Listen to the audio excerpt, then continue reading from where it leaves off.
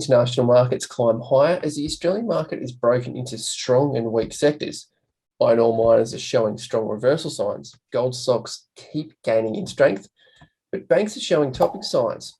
Materials also rounding out a bottom. Gary Glover is looking at the rinse and repeat cycle for these leading and losing sectors and also picking stocks. How are you, Gary?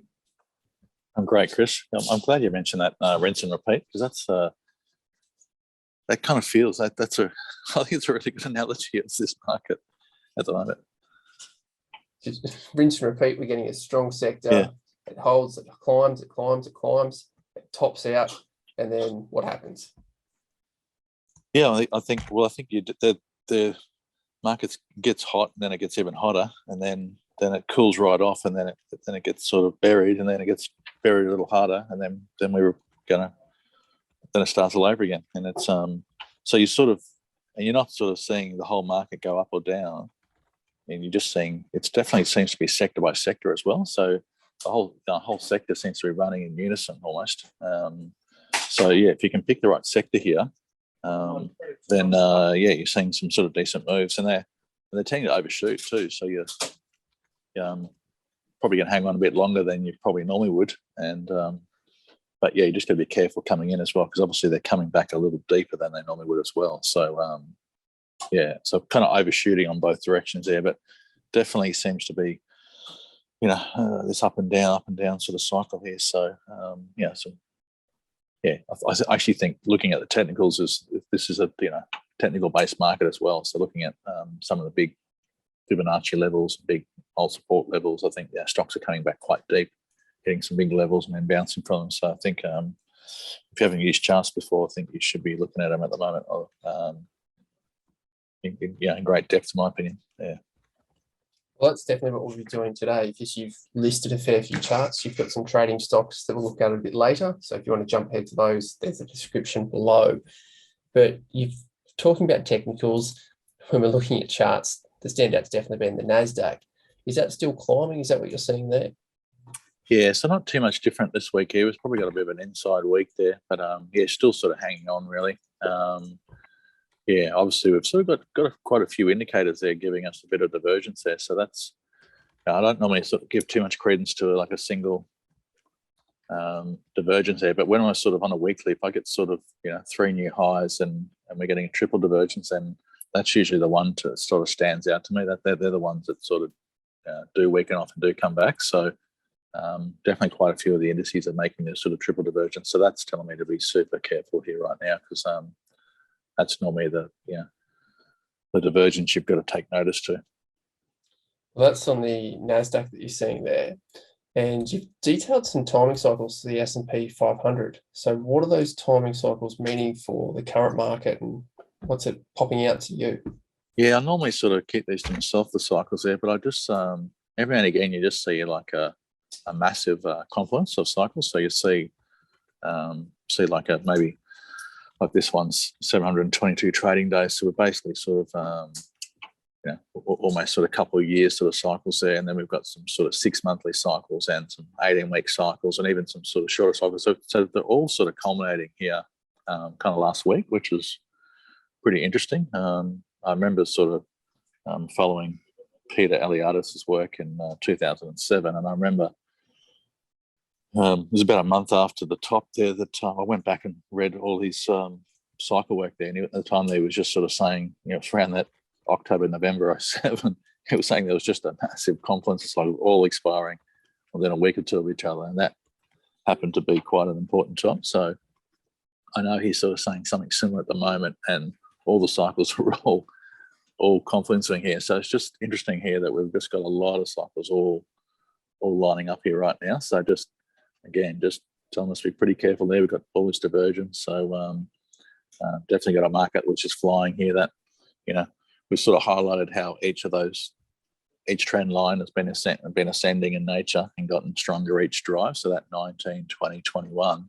So we've gone from 7.5 points a week to 15 points a week to 30 points a week. So currently we're running at 60 points a week on the S&P. So we know that, that's unsustainable long term to be going up 60 points a week. So at some point that's going to end here. So normally the third extension is about as far as most go, but occasionally you get a fourth extension there, which is rare, but does happen. So this is one of those rare, which is happening here at 60 points a week here. But that just tells you that, you've only got a certain lifespan at that sort of extension rate. So, just got to be looking here for a turn here. So I think once this one does break down here and turn here, I think it's not going to be small. I think it's going to be pretty healthy. So just got to be super careful here.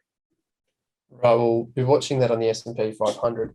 But earlier you mentioned the different sectors, and it's like they're some are leading, some are being laggards on the ASX, on the ASX200, the Aussie market.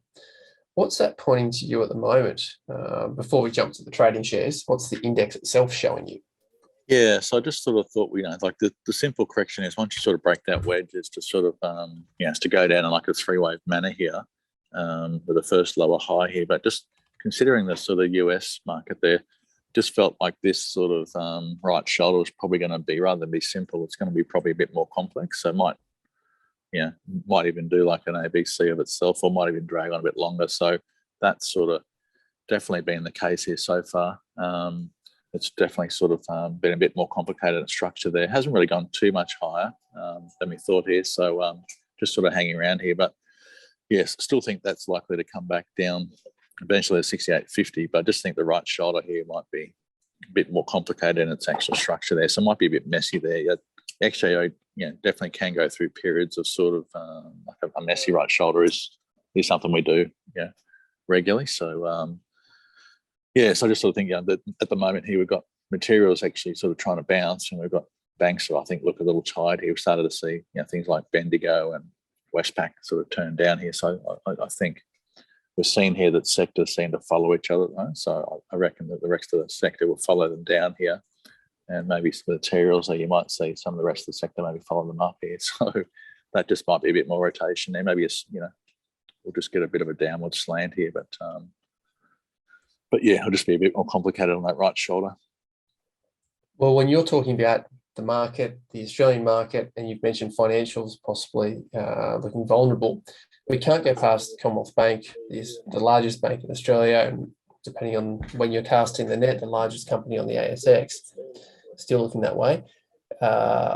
What do you see happening with this 1, 2, 3? Is that sort of shortening of thrust or lowering, or is this just a consolidation before it kicks on higher? Or do the fundamentals say that we're not kicking on higher?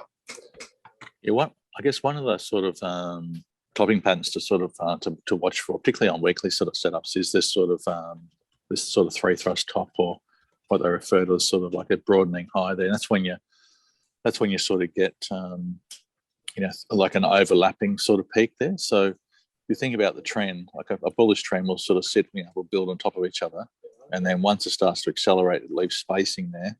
And then once you start to pull back into the trend, so basically pull back below the previous swing high, then that's more like a sideways or an overlapping trend. So that's not a strong trend when you start to overlap. So when you run pretty high and you're a little vertical, and then you start to overlap, that's this three thrust is pretty bearish. So that's normally a bit of a topping sign there. We saw it back in 17, that little three thrust high there. Sort of probably hung on a bit longer there, but eventually then that ended up being the start of a bearish decline for about 15 months there. So so just got to be careful. I don't know if we're going to get anything last as long as 15 months here, but this is definitely a topping pattern here. I mean, the valuation's pretty stretched as well. What are we on, 21, 22 times here or something, which is definitely out of the box here. If you look at the 10-year average for a Combank, I think prior to this year, I think this is the most expensive multiple it's traded on the last 15 years. So it's got to tell you a little bit about where we are in the market and the cycle there. So definitely got some vulnerability to me. Definitely can come back to the bottom of that congestion zone there. So I think there's a good chance that it comes back to 96 from here. Just might take a little while, but I think definitely looks pretty bearish to me. Looks like a classic sort of topping pattern. Well, topping pattern possibly for BHP. We've had the reverse happen, or we're following what BHP done before, because on the chart you've got a BHP, you've got 1, 2, 3, 4 of that overlapping. Could these iron ore miners be rounding out the bottom and coming out the other side? It could be. It could just. I just think it's a bit of a B wave. So if it's been a pretty impulsive leg down for a lot of those iron ore stocks, even some of the other big miners as well. So, but we've seen here that I think Fortescue's come back 50%.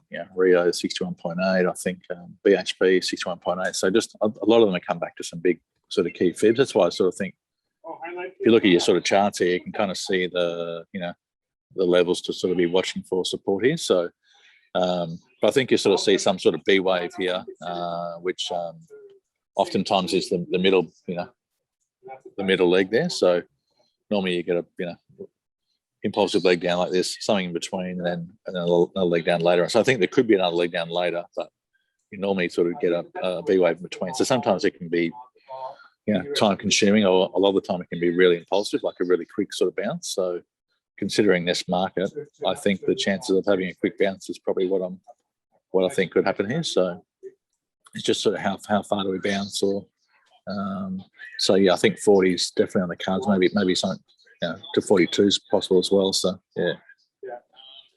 Right, so BHP is looking positive. If we're looking at volatile miners, we can't go past Fortescue, especially if we're talking about iron ore. You've brought up the Fortescue chart and said technical support zone. Would you be seeing something similar, like a B-wave rally happening for Fortescue? Yeah, no, exactly right. Yeah, we've seen pretty good volume too off the first week here as well. So that sort of, when you see a big, we sort of congested that 50% level, a little triangle there. I think we had a little false break. If you drill into the half-hourly chart there, you'll see like a little false break and a pop. So it's seen pretty good volume on the bounce here. So that normally means you can sort of maybe this will punch a little higher than that. So I was looking at a few levels there.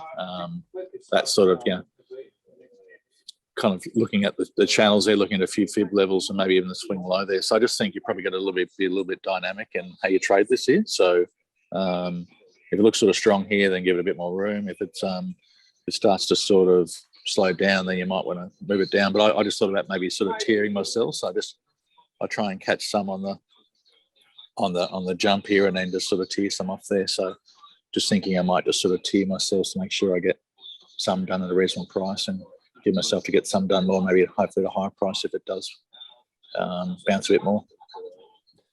Right, well, there's a very volatile iron ore miner, and if we're talking about cycles as well, CIMIC has been definitely out of favour for a long time. You've got here a large sideways pattern or rectangle bounces off the bottom. So it appears as though it's tightened up in its volatility and its bounces. What's happening there? Is it losing steam? Is it rounding a bottom? What do you see? Yeah, I mean, the interesting thing there is the volume. So if you look basically the volume sort of last year, we're pretty sort of a lot heavier. And then we bounced up into that, 2250 zone there, 22. And sort of since then, the volume sort of really, really tapered off. So literally we've gone sort of sideways in a pretty tight sort of band there. 2220 to 1860. And yeah, the volume's really tapered off in this sort of consolidation. So it's sort of gone, it's like a little rectangle or a little triple bottom or however you want to call it. So so that can be constructive actually, sort of seeing a sideways move on low volume. So, but yeah, we've had a little false break here. We just want to see some volume come in here, which we haven't seen too much here so far. We probably would like to see a bit more, but yes, it seems to be sort of, if you can buy it pretty close to the bottom of this channel, put a stop in just under it, then you get a nice little risk reward there. So so I thought I might try and pick some sort of up on the lower end here, give myself a tight stop. If it goes back up to the top of the range, or if it starts to sort of bounce with volume, and let it go. I mean, I remember Newcrest making a little triple bottom like this in this bull trend there a few years back. I ended up having quite a big move. So, but it does need to sort of see some volume come in here. That's all. Right. So look for the volume as the indicator. If we move on over to gold, the gold stocks you've mentioned before, that they were pretty much the only commodity that had been left behind, hadn't arrived at the inflation party yet, and hadn't been rising up, just running up a storm. It has started to kick into gear. Some of the stocks are behaving better than others or running harder than others. You've listed Resolute Gold, RSG is the ticker. What's catching your eye on this chart? Yeah, so look, I think quite a lot of the gold stocks we've had them. I think we've sort of covered them the last month. There's quite a few of them moving there. So so normally I'd probably just sort of stick to the leaders there, but I just sort of noticed that Resolute had sort of made a little false break here, so made a sort of slight new low there.